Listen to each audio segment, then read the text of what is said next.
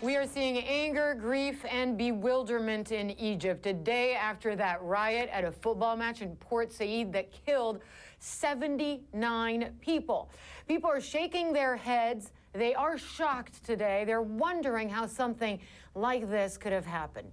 You can see the gruesome evidence of the melee at the stadium in Port Said there. Seats spattered with blood. There are abandoned shoes. People trying to flee in panic after one side's fans apparently attacked the other. Let's take you live to Cairo now. And these are live images coming to us from the Egyptian capital. We understand that some tear gas has been fired on protesters in the streets to try to keep them away from the Interior Ministry. And our Ben Wedeman is live on the ground there in Cairo with more on what's happening this hour. Hi, Ben. Have you been able to witness any tear gas there fired at some of the demonstrators in Cairo? And by the way, if you're seeing Ian Lee there at Port Said, we're going to go to him in just a moment. But Ben, let's start with you. What's the situation where you are? Well, it's sort of a repeat of what we saw in November and December of last year when there were intense clashes between protesters and security forces. At the moment, they are yet again fighting. There's yet again fighting in those areas as these protesters who were protesting more or less peacefully for most of the day in Cairo. But as soon as it got dark, they started to head in the direction of the Interior Ministry, a ministry that many Egyptians blame for either not doing enough to prevent the violence in Port Said last night, or actually facilitating it, as some of the Ahli supporters told us. Now, these demonstrators are trying to get to the Interior Ministry, but obviously it is surrounded now by concrete walls that have been put across the streets and barbed wire. There are hundreds of security forces. We are being told that they're now firing tear gas, in some cases rubber bullets, trying to keep the protesters away from that building.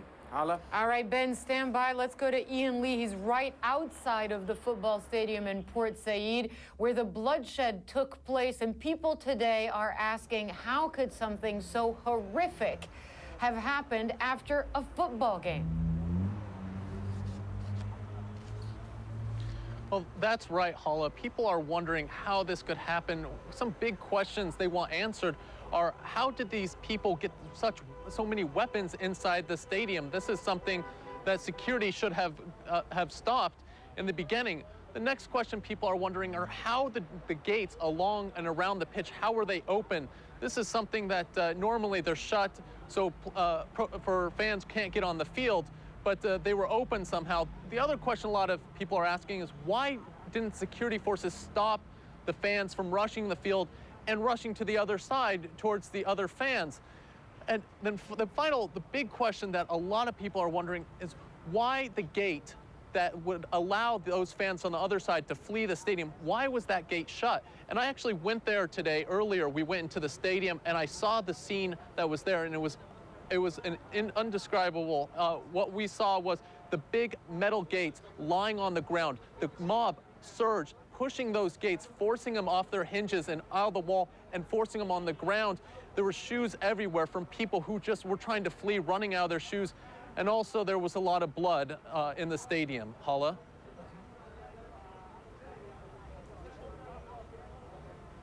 All right, well, Ian, let me ask you this about the teams themselves. These teams have a history of rivalry. Oftentimes, there are physical confrontations. So the question is, according to some of these witnesses, why didn't the police do more to keep them apart? I mean, supporters of one of the teams are saying essentially they allowed the police officers, the members of the opposing team, to assault them and create a situation that led to 79 killed.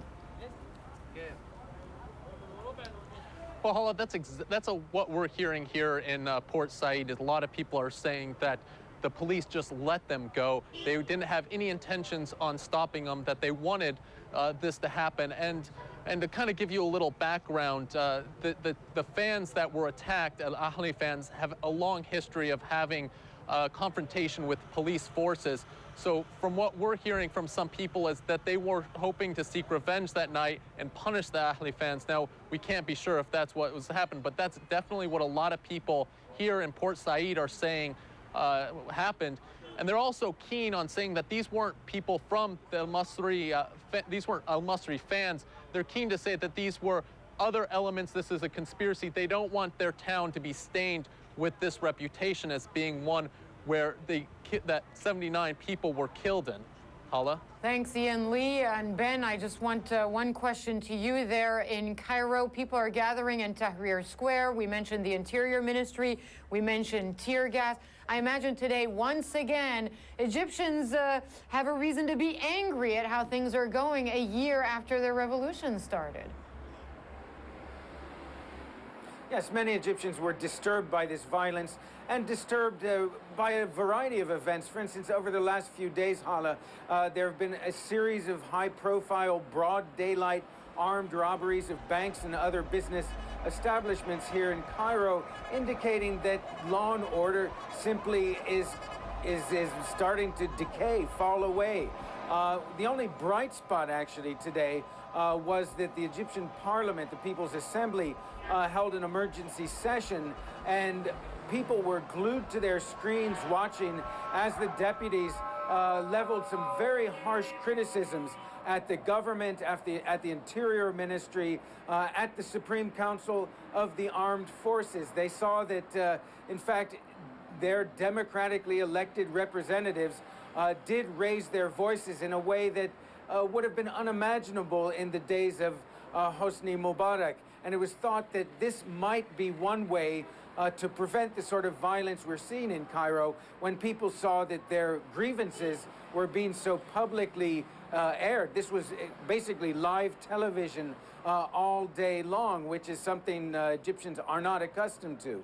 All right. Thanks very much, Ben Wedeman in Cairo. Ian Lee in Port Said, CNN, covering the story there from both those locations. And ahead at the international desk, Ian is going to take us inside the stadium where the violence broke out. These steel gates were open, the police standing by, so the crowd rushed through here. And if you look up here, you can see the stands. And they're all the people that were up in here. And there are really only a couple exits that they had to choose from. A unique on-the-ground look at the tragedy. What happened inside the stadium in Port Said? That's coming up in our next half hour. Let's turn our attention